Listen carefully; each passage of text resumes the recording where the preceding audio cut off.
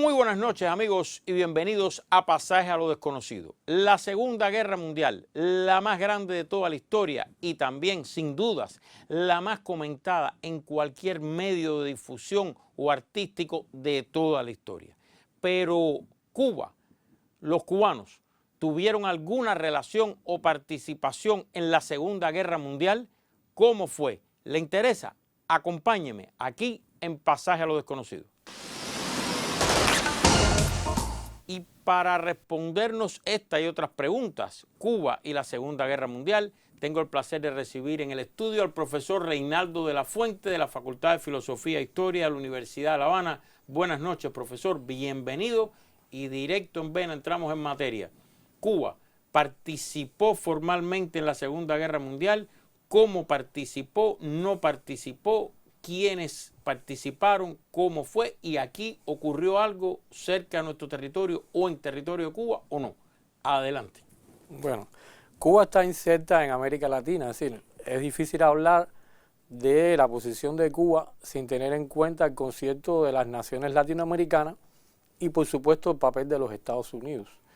Hay que decir, si vamos a empezar a hablar de Cuba primeramente, que Cuba fue el segundo país que le declaró la guerra al eje Berlín-Roma-Tokio. Es decir, de los países que después de Pearl Harbor, es decir, hay que decir que los países latinoamericanos entran en la guerra un poco a la saga de la diplomacia norteamericana.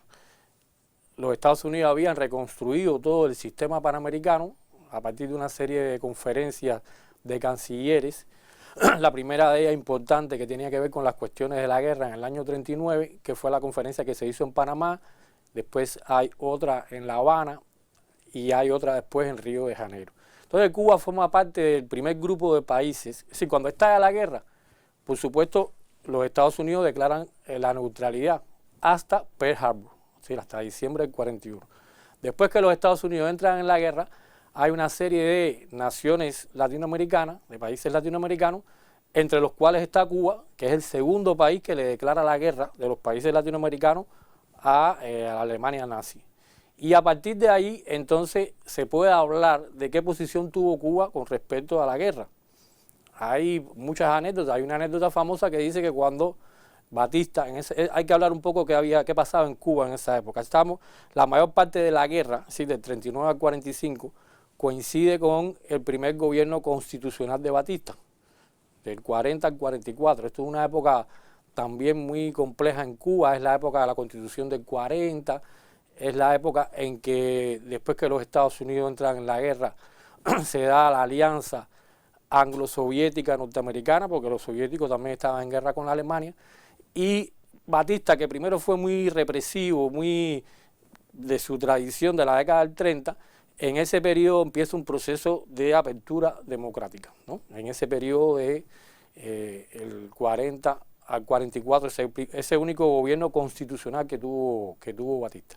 Entonces, por supuesto, cuando los Estados Unidos entran en la guerra, Cuba, por los vínculos y por las relaciones de dominación y las relaciones que existían con los Estados Unidos, Cuba también declara la guerra. Y hay que decir que la guerra en el escenario continental, no hubo acciones bélicas y demás.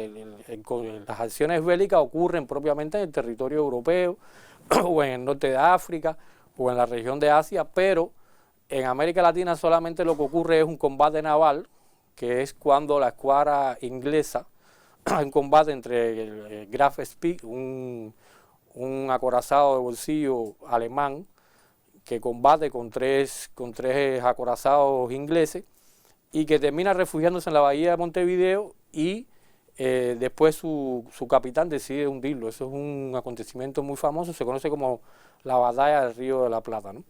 Pero no ocurre a excepción del enfrentamiento a los submarinos, porque Alemania declara irrestrictamente una guerra submarina, lo mismo que había hecho en la Primera Guerra Mundial, y eso va a agudizar mucho las contradicciones con países que, por ejemplo, no siguieron directamente en los primeros años a la diplomacia norteamericana, es decir, rompieron relaciones pero no declararon la guerra, pero que cuando se hunden sus mercantes y demás, muchos de ellos terminan declarándole la guerra al eje.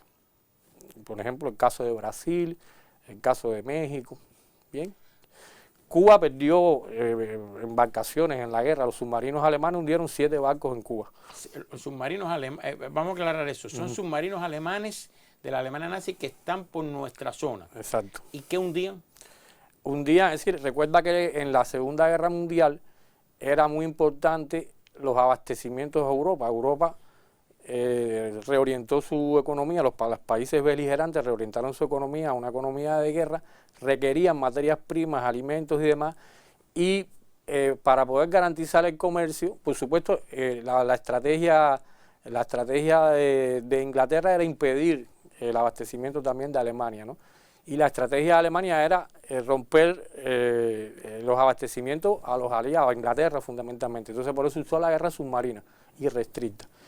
Y ya desde mucho antes, desde la conferencia de Panamá esta que te dije del 39, que es una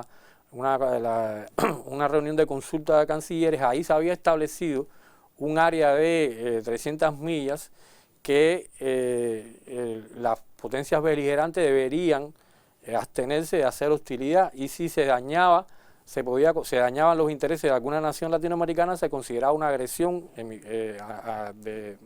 es decir, de los países latinoamericanos, y por lo tanto lo que los norteamericanos denominaban la solidaridad hemisférica. Bien, ahora, Cuba, ¿qué vinculación tiene Cuba con la Segunda Guerra Mundial? Bueno, Cuba está muy vinculada a la economía norteamericana, a la relación con los Estados Unidos, y la participación bélica que puede haber, es decir, solamente en América Latina hay 2 países que tienen una participación sustancial en la Segunda Guerra Mundial. Quiero decir, desde el punto de vista militar. Una es la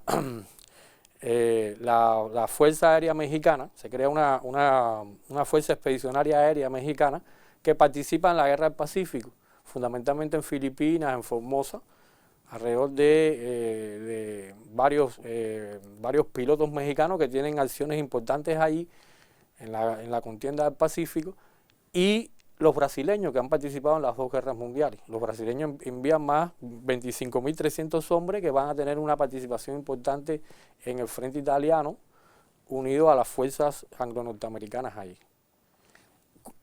Hay muchos cubanos participaron en la guerra, pero participaron a través del ejército norteamericano. Ahora, volviendo un momentico a Cuba, en términos militares, usted dice que hubo incidentes con submarinos. Submarinos alemanes hundieron 7 barcos cubanos. Esos barcos eran de suministros hacia Estados Unidos. Algunos de ellos, otros eran pesqueros refrigerados, otros eran... Es decir, había algunos que eran cargueros, que eran mercantes, y otros eran pequeños barcos pesqueros. ¿Y cómo queda esa leyenda de Hemingway persiguiendo submarinos alemanes? Bueno, porque a los submarinos alemanes repostaban a veces en puntos del Caribe, en algunos lugares de las costas, y por supuesto la idea era afectar ese comercio. En la Segunda Guerra Mundial era muy importante garantizar los convoyes marinos de barcos mercantes protegidos por la escuadra norteamericana. Bien, entonces los submarinos lo que querían era evitar que Inglaterra, la estrategia de Hitler siempre fue bloquear a Inglaterra. Inglaterra es una isla, que no llegaran los abastecimientos, las materias primas latinoamericanas. Sí, pero de Cuba, que estamos hablando de Cuba. En el caso de Cuba, ¿qué enviaba a Estados Unidos? Bueno, esa es la época de la mayor expansión de la producción de azúcar en Cuba, más de 4 millones de toneladas. Azúcar.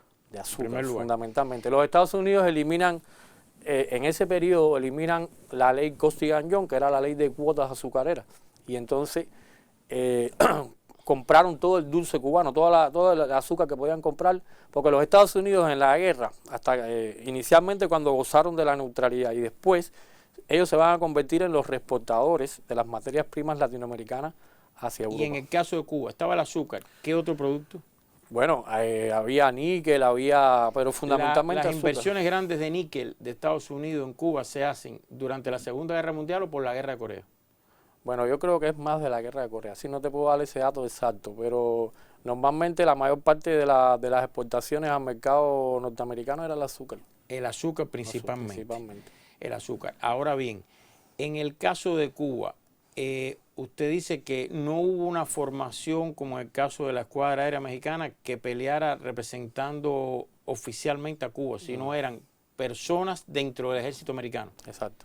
¿Usted me puede mencionar alguna? Bueno, Julio Girona, el famoso intelectual cubano, pintor, que tiene inclusive un texto donde él narra su experiencia en la Segunda Guerra Mundial.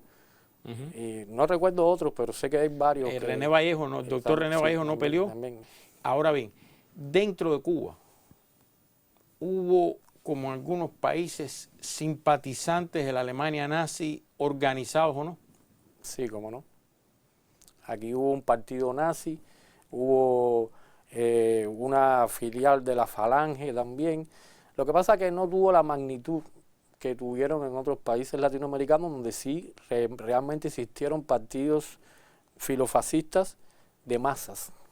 Estoy pensando en Brasil, estoy pensando en México, con el sinarquismo mexicano, la Unión Sinarquista Mexicana, o los integralistas brasileños, o el partido nazi chileno. Que sí, eran... ¿Y aquí en Cuba qué hubo? A ver, aquí en Cuba hubo estos simpatizantes, estuvo la Legión Nacional Sindicalista, un pequeño grupito de jóvenes estudiantes y demás, que eran es decir, asumieron parte de la ideología. ¿Por qué hay que explicar por qué surgen esta gente también? Es decir, el fascismo en sentido general, independientemente, el fascismo clásico, independientemente de todos los elementos que lo caracterizan, un elemento esencial es el nacionalismo. Entonces, ese nacionalismo se interpretó también, claro, en el caso de Alemania es un nacionalismo imperialista, aquí era un nacionalismo para defenderse. Y mucho el modelo nazi o el modelo italiano influyó a veces en muchos de estos jóvenes de derecha, muchos tenían posiciones de derecha, para esgrimir una especie de nacionalismo. En el caso de Cuba sería contra la dependencia de los Estados Unidos. Por ejemplo, la Legión Nacional Sindicalista era, para ellos, la dominación era el imperialismo norteamericano. Bien, y entonces ellos copiaron algunos elementos de ese nacionalismo de los modelos fascistas. Pero en el caso de Cuba no puede hablarse realmente de un... es decir, de partidos o de movimientos o de organizaciones de masa. Aquí, por lo general, hubo mucho apoyo a los aliados en esos años. Se hicieron colectas, se hicieron manifestaciones de solidaridad en distintos lugares de Cuba a favor de los aliados, pero no se desconoce que existieron también esas influencias de... Se ha escrito, se ha hablado también de espionaje nazi en Cuba, espías nazis en Cuba. ¿Qué espiaban? Bueno, aquí hubo un espía famoso que de apellido Lunin, August Lunin creo que era como se llamaba, aunque tiene distintos, hay autores que dan distintos nombres, que también hay un texto, no recuerdo si es del periodista Chongo Leiva o de otros autores, era un espía que estaba vinculado fundamentalmente para contabilizar o enviar información acerca de los cargueros que entraban al puerto de La Habana y demás. Y creo que ha sido el único espía nazi que ha sido fusilado. Fue capturado por la contrainteligencia cubana y fue fusilado. ¿Fue fusilado? Sí, fue fusilado. Hay toda una historia que el hombre tenía unos canarios, ponía unos canarios para poder hacer las transmisiones de radio. Bueno, cuando yo leí el libro hace mucho tiempo, tendría que volverlo a leer, ¿no? Pero... Ahora bien, esto es en el caso de Cuba. ¿Se nos queda algo? Vimos la economía, vimos la política interna, vimos militarmente. Bueno, a ver, los norteamericanos, así, por eso te estoy diciendo que es muy difícil hablar de Cuba aislada del contexto latinoamericano y aislada de la relación directa con los Estados Unidos. Por ejemplo, los Estados Unidos dan un apoyo militar a Cuba importante en esa época, envían alrededor de 6 cazas submarinos, que con esos muchos cazas submarinos fue que se logró hundir un submarino alemán. Solamente en América Latina, los países que contabilizan, hay autores que dicen que fueron 2 submarinos, qué sé yo, pero lo que se reconoce más o menos por la biografía es que se hundió un submarino aquí en Cuba por la Marina cubana y se hundió un submarino en Brasil también, un submarino alemán. Fueron los 2 únicos submarinos alemanes hundidos en toda la América. Exacto. ¿O en Estados Unidos no? En América Latina. No, en América Latina, América Latina. Y cómo se atacaban los submarinos, se atacaban los submarinos con bombas de profundidad que se tiraban, porque ellos se esconden allá abajo, ¿no? Entonces se tiraban bombas submarinas, que fue una forma de luchar contra los submarinos, y fueron varios cazasubmarinos estos de las fuerzas marinas, de las fuerzas navales cubanas, que lograron hundir eso. Entonces los norteamericanos sí apoyaron, dieron mucho apoyo militar, también tuvieron bases militares. La base de San Julián, por ejemplo, fue creada por los americanos en esos años de la Segunda Guerra Mundial. San Julián está en Pinar del Río. Pinar del Río. Y el aeropuerto militar de San Antonio también. San Antonio de los Baños. Exacto. América Latina, ¿qué más nos puede decir?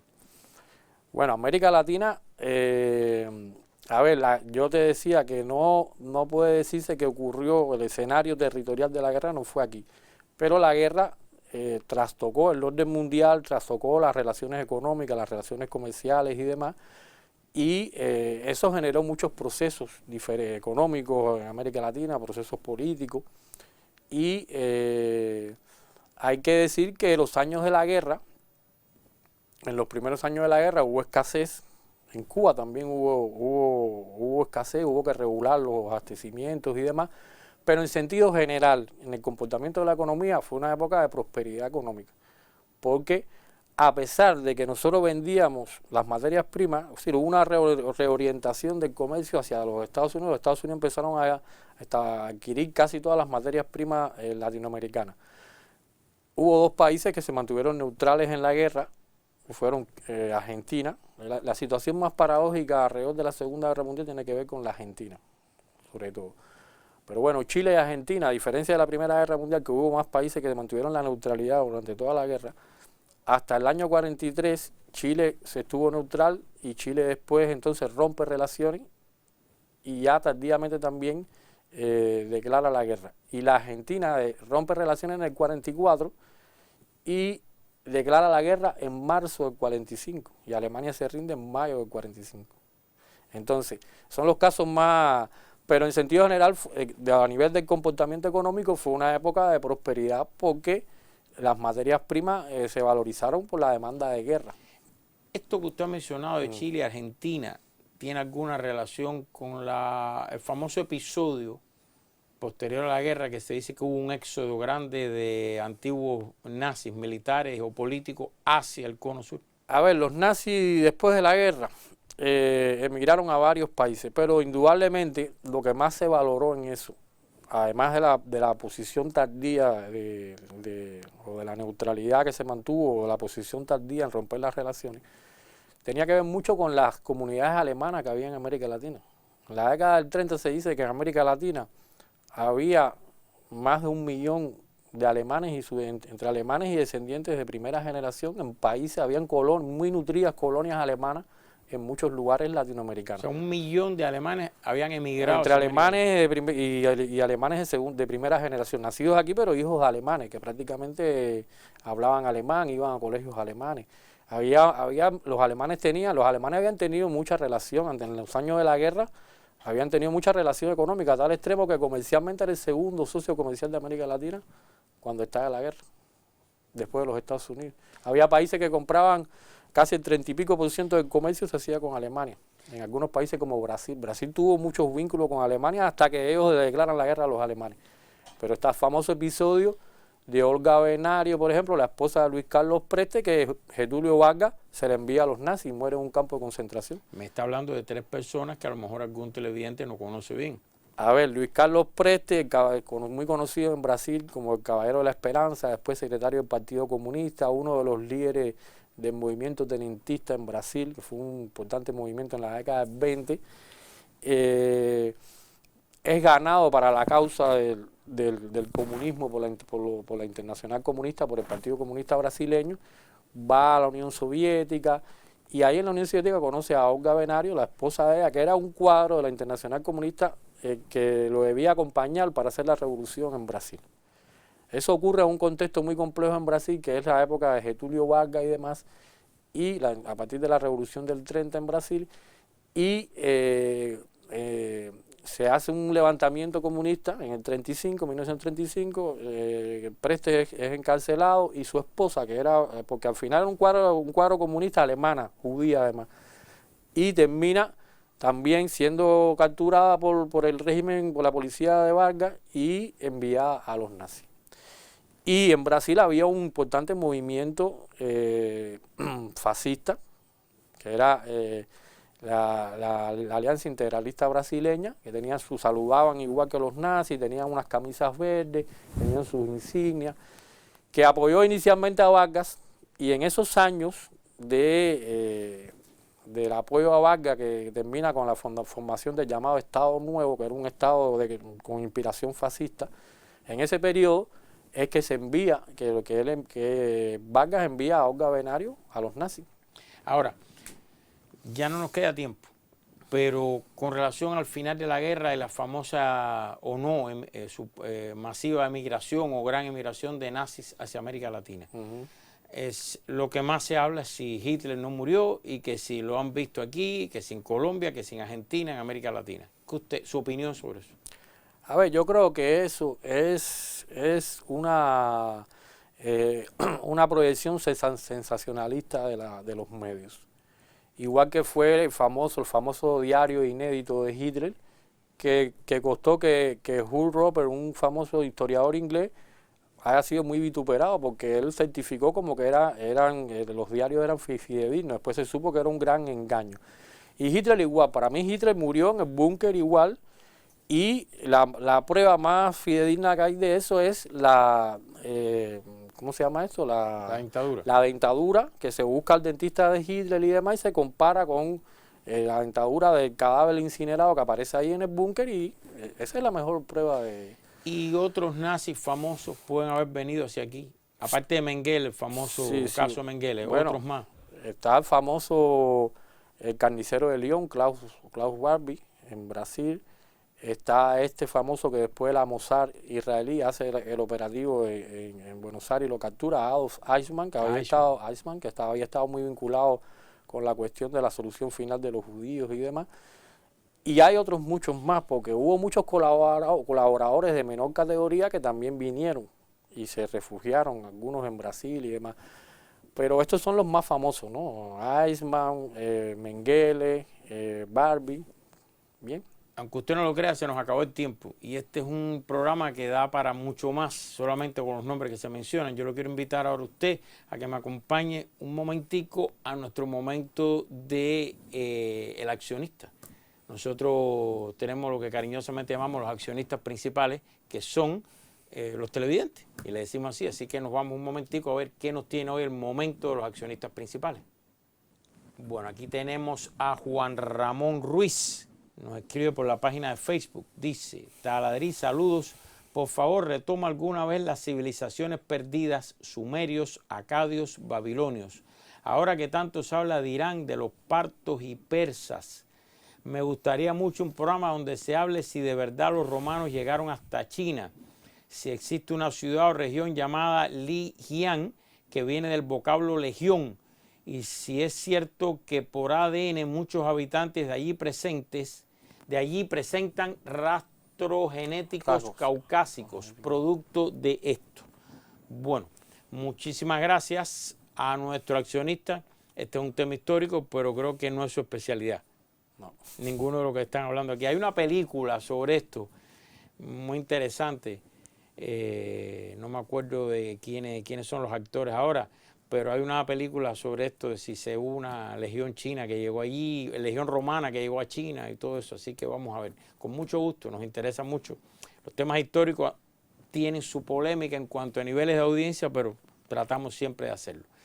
Ahora, doctor, lo quiero invitar a lo siguiente. Lo espero mañana a usted y a ustedes, amigos, en nuestro primer momento de las redes sociales, Radio Rebelde.